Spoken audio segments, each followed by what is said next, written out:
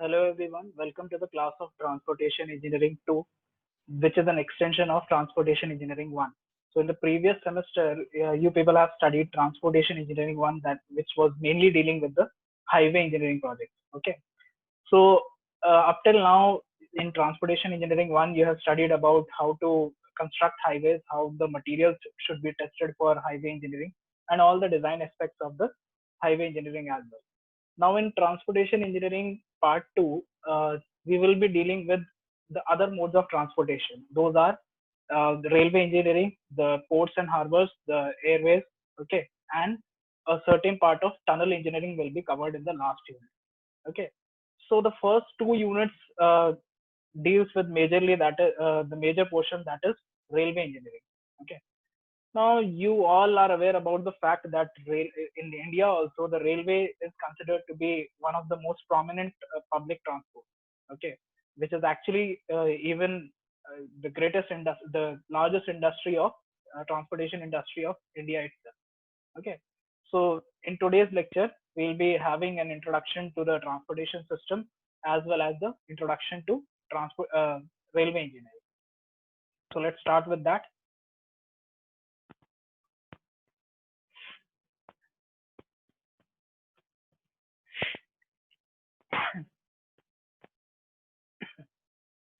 Okay. So the topic for today will be transportation systems and introduction to railway engineering.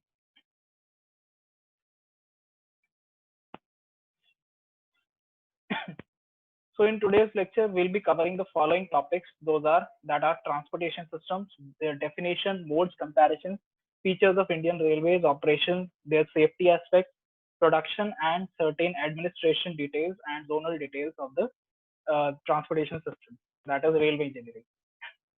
Okay. So the very first thing about system is the definition itself. So in common terms, if you will define transportation system, you will say that it is a system in order to transport or transfer people or goods and services from one place to another efficiently and conveniently. Okay. But when we talk about the detailed definition of transportation system, it is basically an optimum combination of fixed facilities, flow entities, operational plans, storage facilities, and control systems that permit people and goods to overcome the friction offered by geographical spaces. Okay. Now, this should be done in an efficient, safe, and convenient manner. Okay. Unless uh, the main purpose of generating and designing all these transportation system is the transfer should take place in a manner which is safe, which is convenient to the passengers or the goods and services as well, and it should meet certain requirement like the time and place utility. Okay. Also, it should be done within the time limit.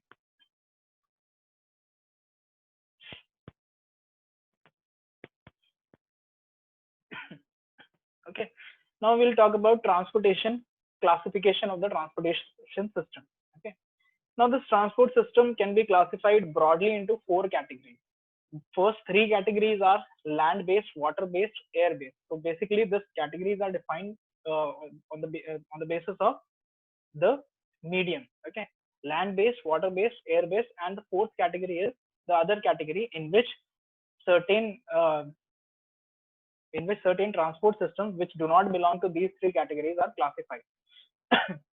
So for land based category, further it may be classified as road based and rail based, that is highways and railways, which is the major which constitutes the major part of transportation system itself.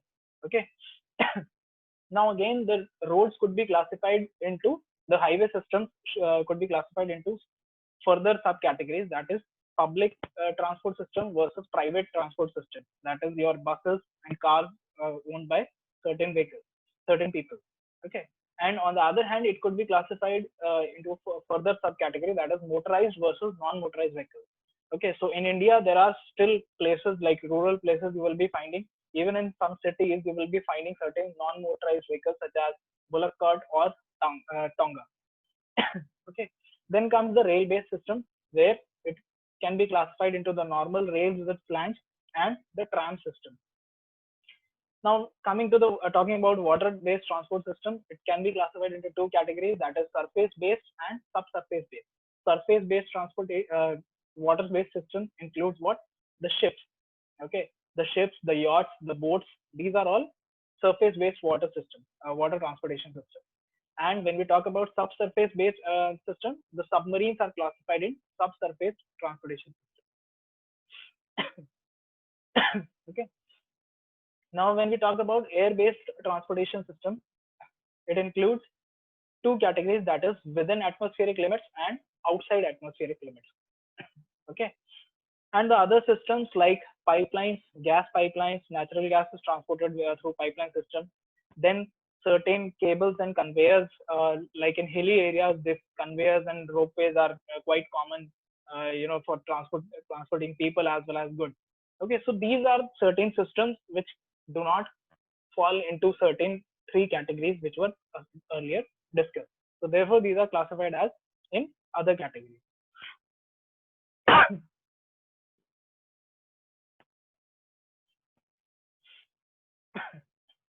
Now, what is the importance of transportation system? So basic importance one, we'll discuss one by one. Out of the system, certain the same benefits could be derived. Those benefits are economical aspect. The very first and foremost important thing is economical aspect. Being the largest transport industry of India, railways generates a revenue which cannot be beaten up by any other transportation system in our nation itself. Okay, so this is an economical aspect. Through railways, through highways, or through other certain water-based transportation system, basically we are contributing directly to the. These are all contributing directly to the economy, either by transporting people or by transporting goods and services. Okay.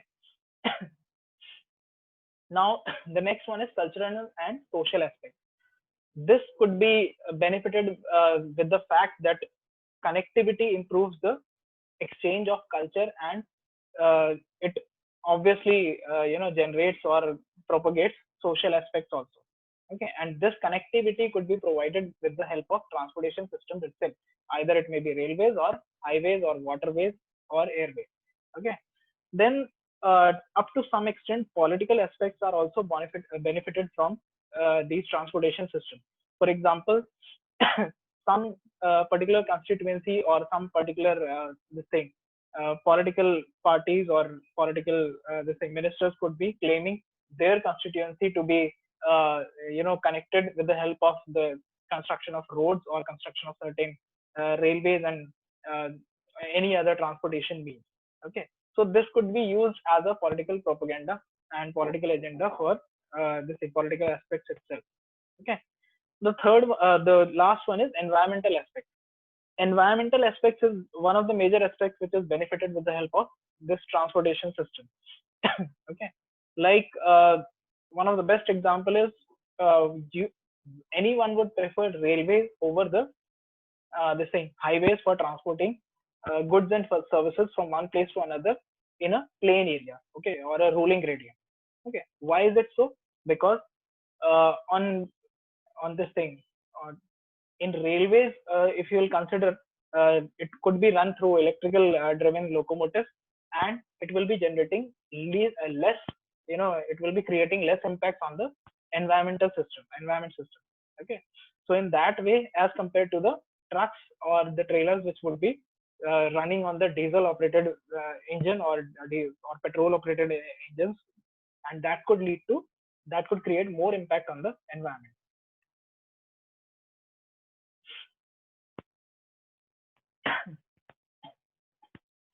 Next is travel mode categorization. This travel mode categorization is basically categorization of these transportation systems. So this transportation system can be classified into three categories. The very first one is public or mass transport system. Okay, this includes examples like buses, trains, metro railways. Okay, then certain sky buses, trams. These are all public or mass transport systems. Then comes your private transport system.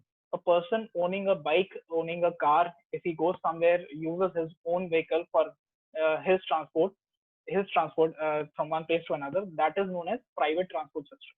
Okay. And the third one is intermediate transport system. The very perfect example for this intermediate transport system is actually carpooling. You all might have heard, and you all must be aware about the system that is carpooling. This can be, not done in case of railways, but in case of highways or roadways, this could be easily achieved. That is intermediate transport system. Okay, wherein a public transport could be shared with his known member or unknown member with their consent, and uh, and because of this, the transportation system lies neither in the public transport system or the private transport system.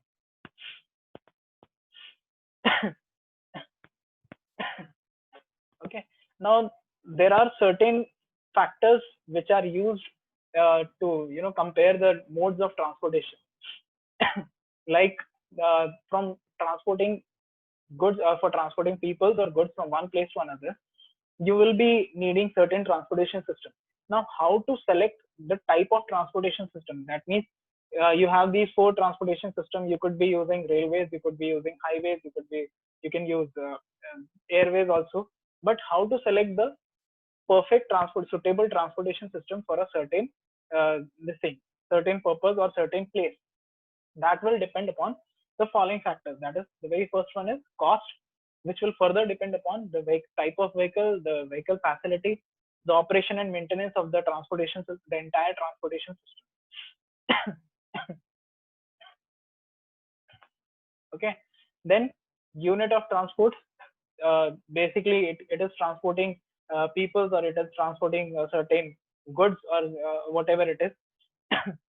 Then the degree of freedom, whether it will be able to achieve uh, the thing, transport the transportation could be achieved in the plain areas only, or it could be achieved in hilly areas. That is the degree of freedom.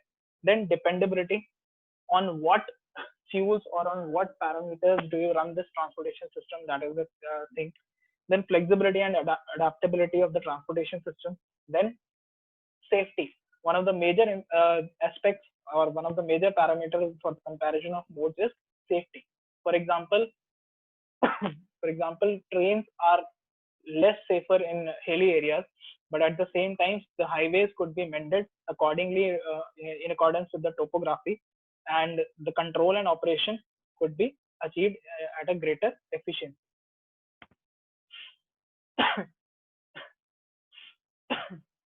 Okay, then comes the next one, that is hauling distances. Hauling distances is basically how long a vehicle, or a vehicle, or the this thing, operational vehicle of the transportation system can proceed, or can go and can achieve it.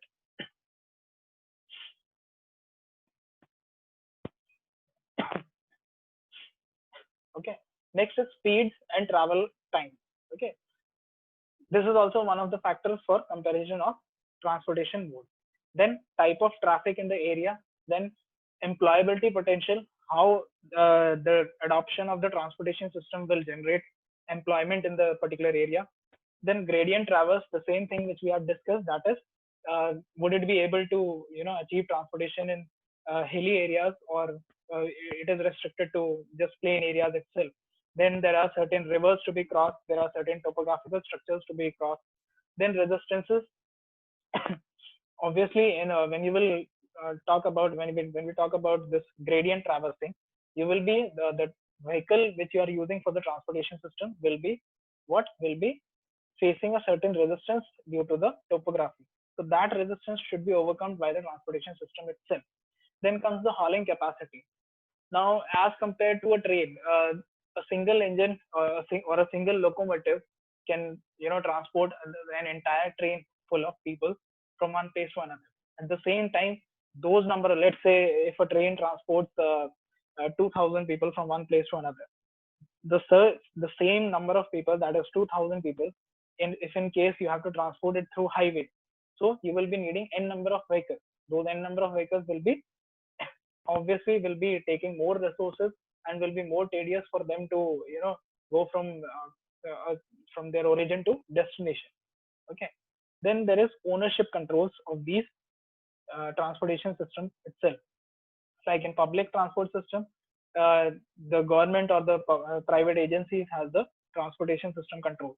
But in case of private transportation system, the owner of the vehicle itself has the transportation control.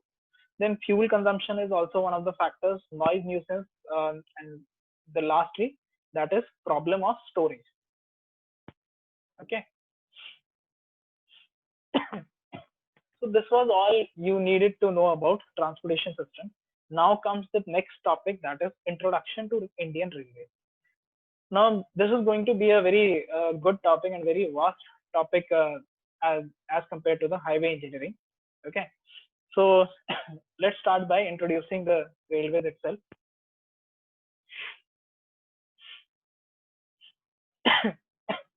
Okay. So the idea of Indian Railways was born within 7 years of operation of first railways in the world. That was in 1825. And in India, the first proposal for a track was made from Madras to Bangalore. This was the first proposal. Then formation of East Indian Railway Company by Mr. R. McDonald Stevenson was took place in 1844. Then the main thing came up, that is the operation. Let's talk about operation. The very first freight railway track was set up in Roorkee for the construction of Solani Aqueduct, the viaduct or the aqueduct which was which was being constructed in Roorkee. That was this freight railway track is basically a track. Freight railway track means a track which is used to transport only goods, not people, only goods. It is specially meant for transporting goods and services itself. Then the first passenger train was run on 16th April with 14 railway carriages and 400 guests, which started from Boribandar and ended up on Thane. It was this thing, a very short run, but the first train was since it was the first train, it was a very big news at that time. This first train was hauled by three locomotives, namely Sen, Sahib, and Sultan, and this event took place in 1853. Then, then after that, what happened? Then after that, one by one, year after year, the evolution of the railways took place, and each year, and with the passage of time, what happened was the evolution took place, and certain new facilities and certain new parameters were introduced in the railways facilities, as well as the entire transportation system itself. Okay. Like the first electric train was run between Victoria Terminus, which is today known as Mumbai CST, and Kurla in 1925. Then air conditioning was introduced in the Indian Railways. Then earlier the trains were used to only provide seating capacity. Then sleeping accommodation was introduced in 1954.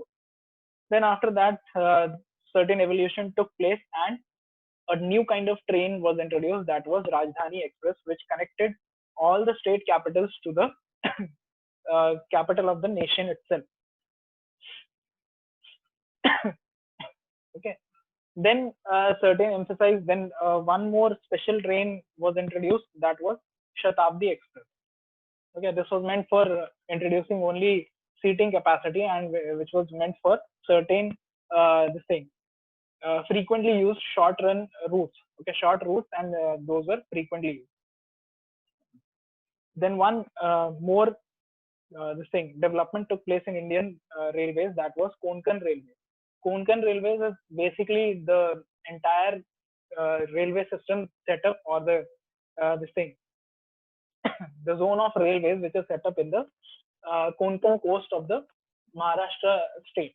Okay, this Konkan coast is basically along the entire coastline of Maharashtra in the western area, and it is crossing through the Western Ghats itself.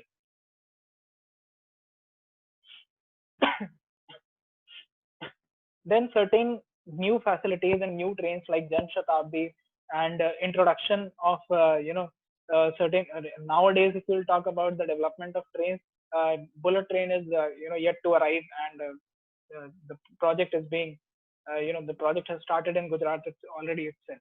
Okay, so in between also certain trains like Talgo and some other trains were introduced in India. High speed trains were introduced in India. but some of them were successful, so they were adopted. Some of them was not successful on a particular route, so they were sent for revision of the feasibility of the route. Then railways also emphasized on achieving greater speed with the passage of time.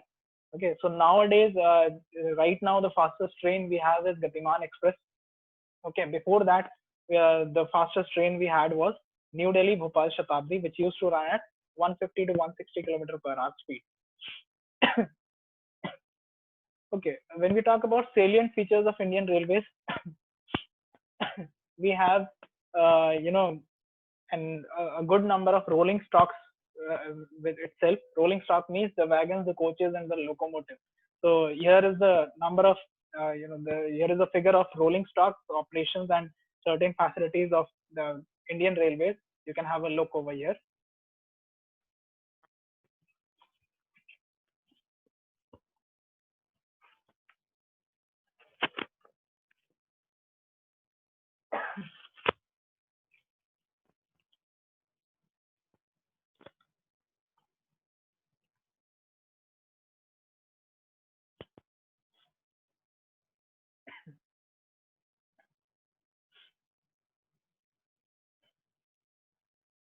Okay, let's proceed. Okay, this is the railway network map of India. So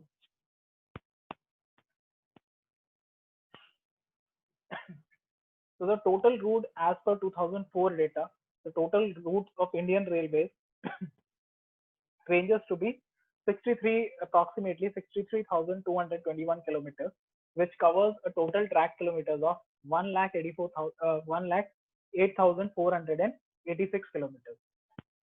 Okay, which is which makes us the second nation in the entire world having uh, the largest number of railway networks. Okay, when we talk about central administration, we have union minister on the very top. This thing management, we have the hierarchy follows like this. On the very top, the topmost position, we have union minister for railways. Then after that comes minister of state of railways. Then after that comes railway board. This railway board has certain members. Okay, so apart from chairman, ex officio principal secretary, this thing of the government of India, it has six members. Okay, so one chairman and six members are there in a railway board. Okay, after that there are certain officers and certain members for financial, this thing commissioner for railways, and five members are related to the matters of staff of civil, traffic, mechanical, and engineering part, electrical engineering part. When we'll talk about zonal administration. So in a zone is headed by the general manager, and which is further preceded by additional GM. And basically, a division is mainly handled by, or a division is headed by this divisional railway manager. Okay. Then after that, the entire hierarchical structure where the chief engineer or the executive engineers are there in a normal hierarchical manner. Okay.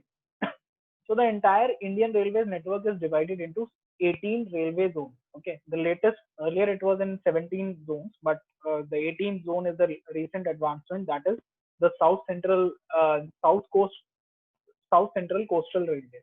Okay, that which is the headquarter for which is Visakhapatnam. Earlier it used to have 17 railway zones. Each zone is having a headquarter for itself. Okay, there are certain zones like northeast zones and northeast frontier railways which are having common headquarter as well, like Guwahati.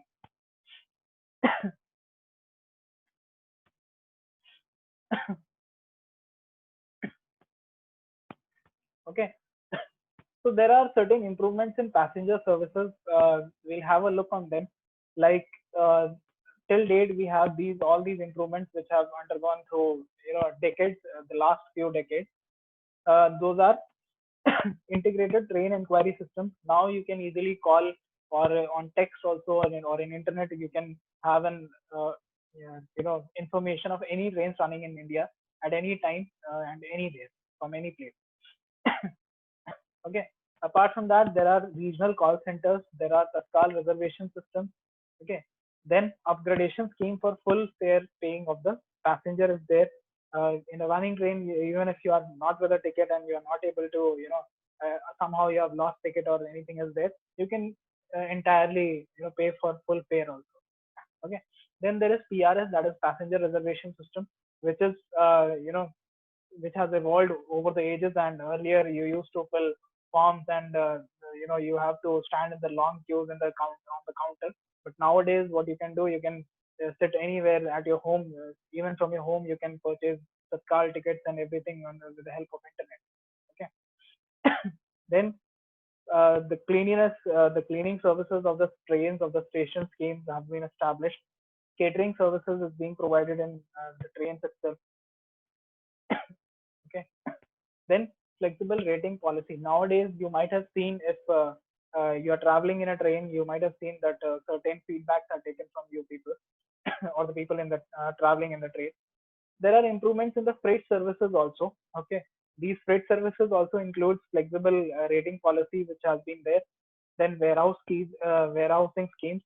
That means the storage facilities. Okay, where the goods and services are loaded and unloaded. You might have seen when you are traveling in the train.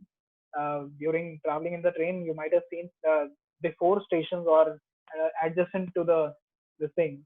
Whenever you are approaching a main station, apart from the yard, you will be finding certain warehouses at bigger stations. Okay, so those warehouses are meant for the thing loading and unloading of the freight in the freight train. Okay. Then goods trains are also evolving with the time. Now we have high speed good trains with you know uh, which uses high capacity wagons and uses high capacity locomotives as well. Even earlier we don't used to have we never used to have timetables for goods train, but now as the time is evolving and the facilities are developing, we have timetables for certain parcel express trains also.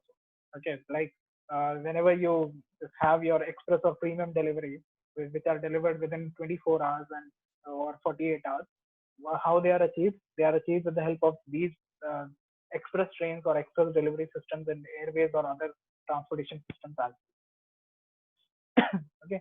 Uh, Here is the references for the readings for this the entire presentations or the entire topics we have covered.